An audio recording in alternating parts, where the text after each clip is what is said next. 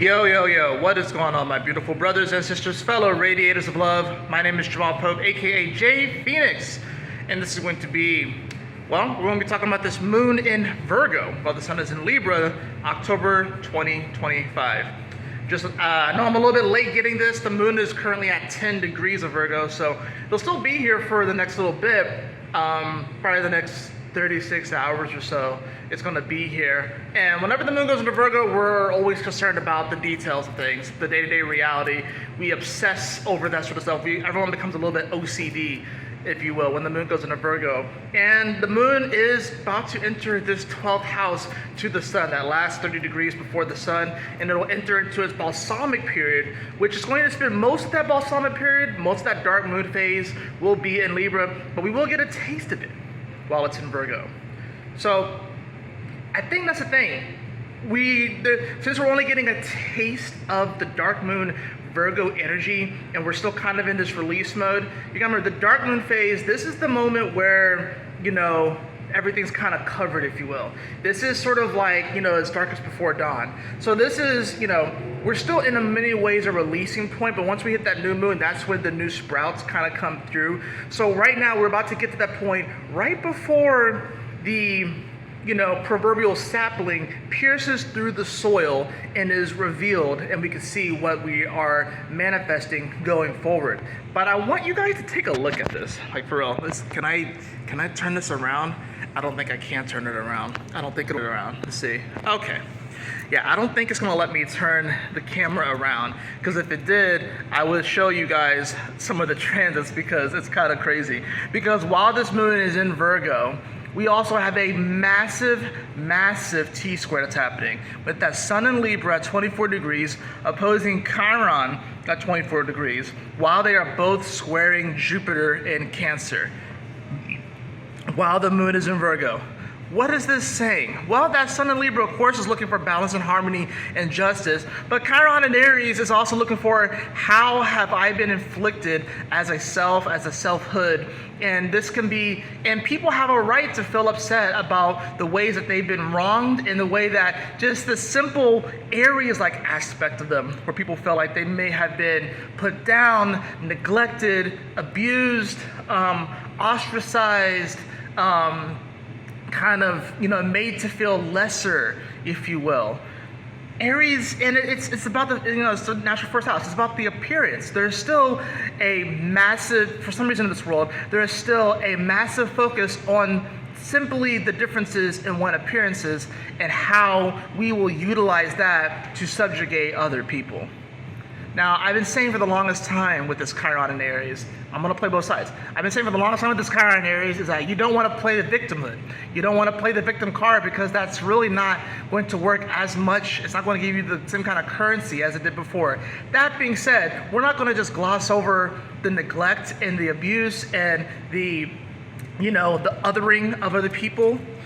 Now, this Sun in Libra is like trying to find the balance and the harmony in that, but here's the funny thing too. There's an opposition, so it's coming into this collision course. And what's squaring these energies? Jupiter in Cancer, right? And Jupiter wants to expand naturally. It's the life of the party, but it's in Cancer. It's in a nice place. He's in a good spot, right? And Jupiter also does rule foreign people, foreign relations, travel, education, and being that it's in Cancer, this is about how we can find compassion for all peoples involved. So that's the thing about this. The sun in Libra, while it's at its fall position, it in many ways can represent the sort of hierarchies within our society, and kind of bringing light to certain hierarchies are just certain levels of humanity and the social status. Some of that is just because of, say, whatever actions that you may take. Because Chiron and Aries can also be talking about how our past actions have caused us to be where we are right now, and maybe we look at that and we're like, man, I wish I had done that, I wish I had done this thing, and there can be a lot of there's a lot of pointing the finger of this group is wrong, that group did wrong, this group did wrong, and it's Aries, it's a flame, it's warlike, right? And that sun in Libra is trying to make it softer, but at the same time, the sun is not necessarily in great spot. It's in fall. It's not at its strength. It's losing its power. It's losing its juice because the days are going to start to become shorter. It's going to have less time to reveal and to shine and to illuminate, at least if you're in the northern hemisphere. So this Jupiter's looking at both of these planets, and it's like, Chiron, you need to freaking chill out. Okay, I know, I understand you have a right to be upset, but you're still living in the past. And the sun in Libra, you ain't even that strong right now. Okay, you're in Libra, right? It's like it's Libra rules vampires, and I'm not saying that every Libra is a vampire, but if there's a mythological creature I would assign to Libra, it would be the vampire. And you think it'd be Scorpio, but it's actually Libra. So that's the thing; they can't be out in the sun, right? Or they'll glisten, I guess, if it's like the Twilight series. But Jupiter's looking at both of these like, yo, you need to chill out, you need to chill out. I think this is about what is truly compassionate, right? How can we truly be compassionate for ourselves and for other people? Because this is dealing with Aries, which is the self, and it is dealing with Libra, which is our relationships. And Jupiter's trying to kind of mediate this battle between the sun and Chiron. And it's like, yo, where can we find common ground? I think the main thread that links all of humanity is, in many ways, suffering, right? That's what a lot of the ancient philosophers will say, like, you know, life is suffering and stuff like that. And we all suffer in different ways, but we all suffer, right? But we all can also have joy and happiness, and we all are looking for compassion. We're all looking for connectivity. Those are the things that also unite us. So while, yes, we all may experience suffering, what unites us is the fact that we seek a world, even if it's just our own personal world, we seek a world that is peaceful, that is harmonious, where we can connect with other people, where we have validation. And validation is important, yeah. So it's like, you don't want to necessarily just validate someone's delusions and stuff, which a lot of that's happening, especially with this Neptune and Saturn on this edge of Aries and Pisces, and everyone's trying to figure out their identity, right? And that goes for everybody, right? That goes for everybody. We're all trying to figure out our identity, because once Neptune comes back into Aries and then they finally conjunct with Saturn and stuff like that, that's going to be a huge moment where we're all going to be looking at like, oh shit, the things that we have been taught may not necessarily be right, may not necessarily be correct. So this moon in Virgo, though, like I said, we're going to be combing over the details of this. Now, you're not going to have all the answers. You're not going to have all the answers. And that's the thing about this moon in Virgo, is that, yeah, it's a nice sextile to this Mars and this Mercury that's in Scorpio, but it is going to oppose Saturn. And then it'll oppose Neptune, right? But it is going to oppose the Saturn. And when it opposes the Saturn, it's probably going to be close to that dark moon phase as well. And that's what kicks it off. In fact, let me just kind of look at, because I have the chart right here. So let me back it up. Hold on. So I'm all up on you guys and shit. Of course, the internet's kind of shoddy here. But yeah, that moon, by the time it opposes Saturn, it will be entering into that dark moon phase. And in many ways, this is going to be kind of kicking off kind of the rest of this year, going into like, we're realizing in many ways that we do kind of have to go back. I think a lot of it right now is that a lot of people's intuitions and gut feeling about the world, about how society is structured, about the lies, the manipulation, the propaganda. A lot of people, like our gut is telling us, you know, a lot of it is true. I think we're realizing that a lot of people are waking up. But this is kind of the moment where we still have to go through a recap period. And I think that this moon in Virgo opposing Saturn is going to be that very thing, because now we're going to be struggling with the fact that we still need to get disclosures. We still need some answers. We're not going to get all of them, but we're still going to need some answers as to why we were manipulated, why we were fed falsities, why society is structured the way that it is. A lot of that stuff you're going to start to see come down. So a lot of the details are going to start to come out. And with that moon in Virgo, we're going to start responding and reacting more to these details as it hits that dark moon phase, right? So we're going to start to see this more and more and more come out. And it's really going to be about how can you find your own peace through all this, because the moon, it is going to, end up sextiling this Jupiter on the way to it, and it does kind of create a bit of a kite. It's not like a full kite, but once it opposes Saturn and it'll be in sextile to this Jupiter, it is going to make aspect over to this Mars and this black moon Lilith and Scorpio. So we do get like a nice little aspect here, and that's the thing about it. It's like, how can we take this information and let it lift us off? That's what a kite does. Like, you try to catch the wind and then you lift off. And I think that's what we have to do right now. We have to be able to carve out our own peace and kind of look at things the way that they are, not take everything for face value, but also when we get the information that come out that are going to be uncomfortable, that they're going to hurt a little bit. The truths that are going to come out are going to hurt a little bit. They're going to be uncomfortable. People are going to feel, if you think you feel bamboozled now, just wait until next year this time. You're going to be looking at this year and you're like, damn, we really were in the dark ages, like straight up in the dark ages. If you think the dark ages stopped, they haven't actually stopped.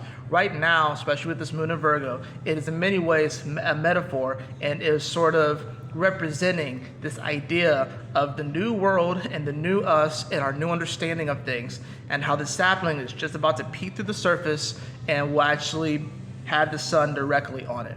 But we're not there yet. It's that time, it's quietest before dawn, right? It's darkest before dawn. That's where we are. We are in, right now, we want to believe that we are at the 6 a.m. to 8 a.m. spot. We're not there. We are going through like this sort of collective 12th house kind of moment where it's like 4 something a.m., right? It's like 4:20. It's like 4:30 a.m., 5 a.m., right before the sun comes up, where it's a little bit quieter and it feels dark, and we're wondering, will the sun come up? The sun always does come up, but we are at that moment, and this moon in Virgo is in many ways sort of a representation of that. So this is one of those moments where you want to just keep going. Don't accept some of the details. Don't try and have everything figured out. Don't try and have this massive, huge game plan, because I promise you, everyone's game plans are going to change over the next year based off of the things that are going to be happening in the world. Everyone's, if you have like a 5-year goal, I'm sorry, it's probably going to change. If you have a 1-year goal, it's probably going to change. I think right now it's going to be really focusing on, okay, it's not necessarily about the destination with this one, right? We've been so focused on the destination. What about the individual steps, right? For example, if you want to lose weight, don't necessarily focus on, I want to lose 50 pounds. Focus on, I'm just going to eat better. Focus on, I'm going to just walk more. If you want to write a book, don't focus on, I need to have this trilogy all planned out before no, just start writing.